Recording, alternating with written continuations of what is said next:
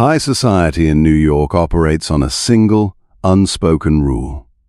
The rich don't pay for protection to stay safe. They pay to stay hidden. They spend millions on non-disclosure agreements, private island retreats, and off-grid servers, all to convince themselves that their sins will never see the light of day. But every wall has a crack, and every secret has a price. My name is Gidan Vance. I don't negotiate with the elite, and I don't care about their polished reputations. I run Vance Global, a private security firm built for the dirty, violent realities that billionaires hire lawyers to pretend don't exist. If someone comes after your life, you call the police. But if someone comes after your empire, you call me.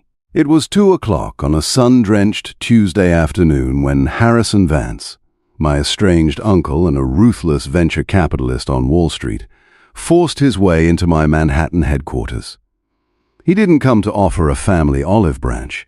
He came sweating through a $4,000 Brioni suit, clutching an encrypted hard drive like his life depended on it. "She's wiping me out, Gidan!" Harrison stormed into my glass office, his voice cracking with pure panic.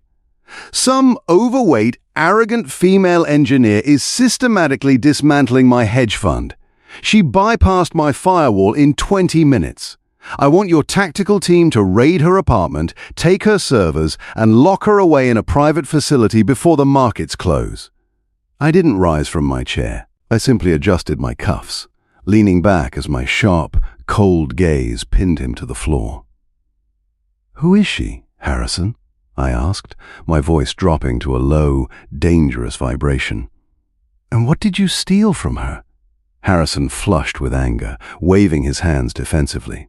"Her name is Nora Blake. She's nobody, a former lead data architect at my firm whom I let go last month because she didn't fit our corporate aesthetic. She was emotional, curvy, completely out of line, and constantly demanding audits on our offshore accounts. Now she's rerouting $90 million of investor capital to a public charity trust." I looked at the file on my tablet. Nora Blake, 26 years old, master's degree in applied mathematics from MIT. The photo attached to her file didn't show a desperate, hiding victim.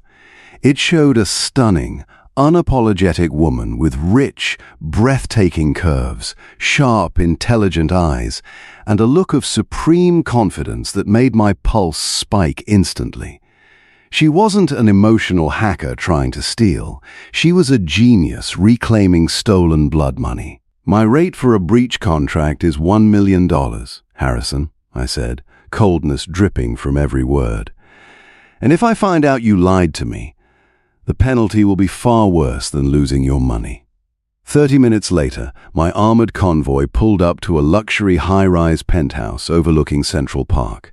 Harrison expected me to storm her door with flashbangs and zip ties. Instead, I walked up to her private elevator alone, taking off my leather tactical gloves as the doors slid open into a room flooded with brilliant, natural afternoon sunlight. Nora Blake was sitting at a massive mahogany desk, dressed in a vibrant crimson silk dress that clung to every soft, magnificent line of her curvy silhouette. She didn't have weapons. She had a cup of Earl Grey tea in one hand and a glowing tablet in the other.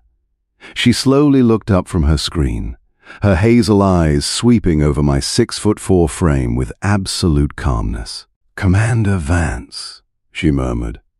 Her voice was pure velvet, laced with a dangerous, intoxicating warmth. "Did Harrison send you to break my fingers? Or are you just here to watch me finish what he started?" I stepped closer, letting the sheer physical power of my presence shadow her desk.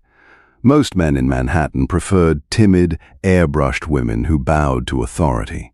But standing in front of Nora, seeing the fire in her eyes and the regal, proud grace of her lush, full figure, I realized Harrison had sent me to capture a lioness.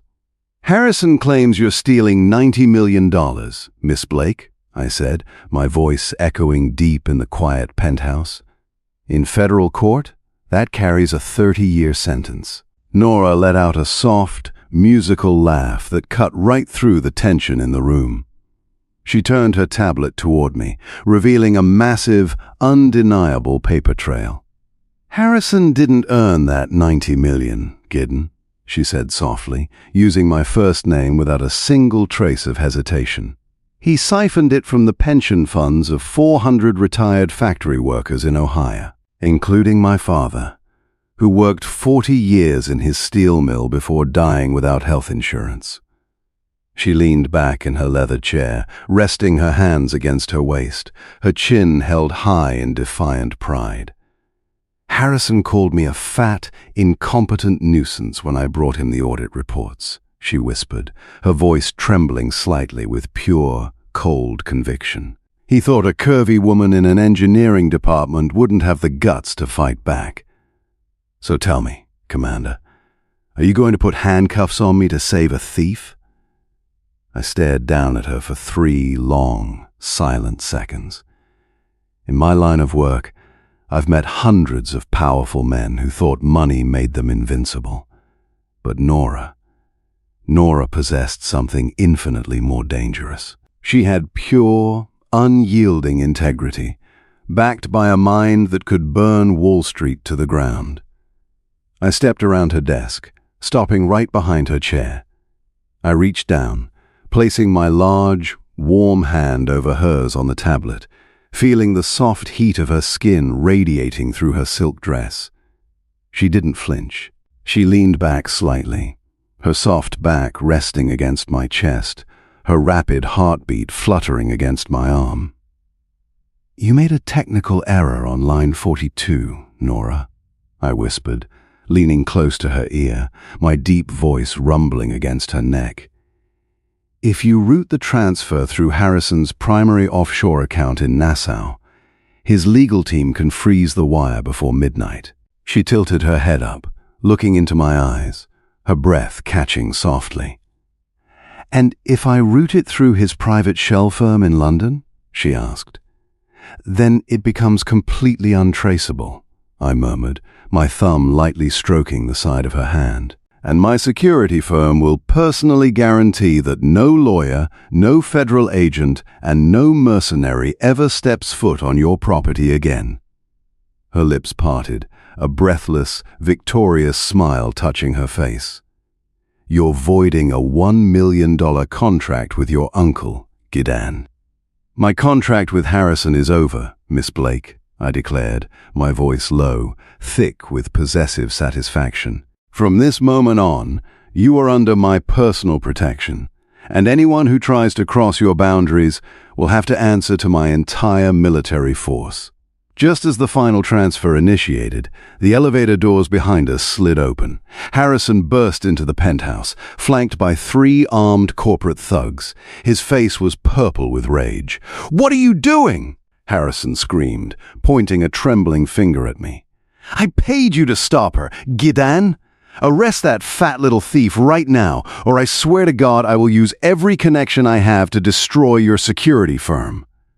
I slowly took my hands off Nora's waist and turned around. The temperature in the room seemed to drop 10 degrees. I didn't draw my weapon. I didn't need to.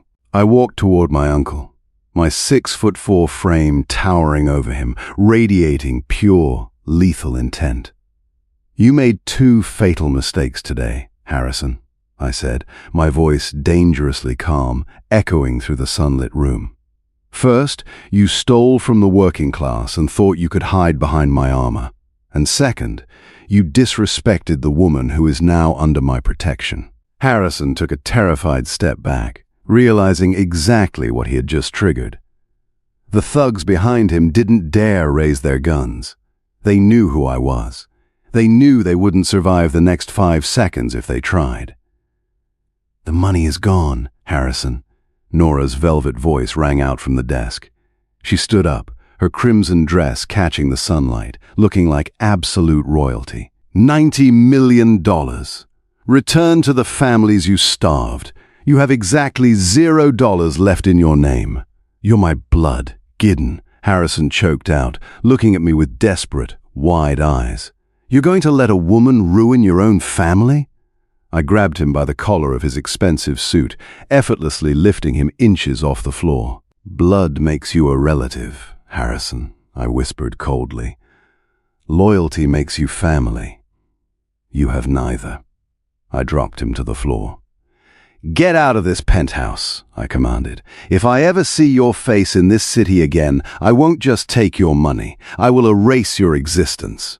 Harrison scrambled to his feet and ran to the elevator, his empire completely reduced to ashes in a single afternoon. As the doors closed, silence fell over the room again. Nora walked over to me, stopping just inches away. Her chest was rising and falling, a fierce, unapologetic light in her beautiful hazel eyes.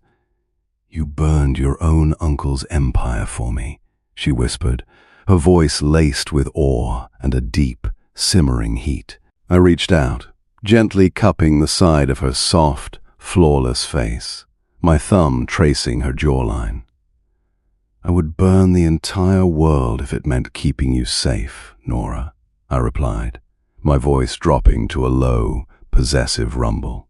A man doesn't apologize for destroying monsters, especially when he does it for his queen. True power isn't about the money in your bank account or the suit on your back.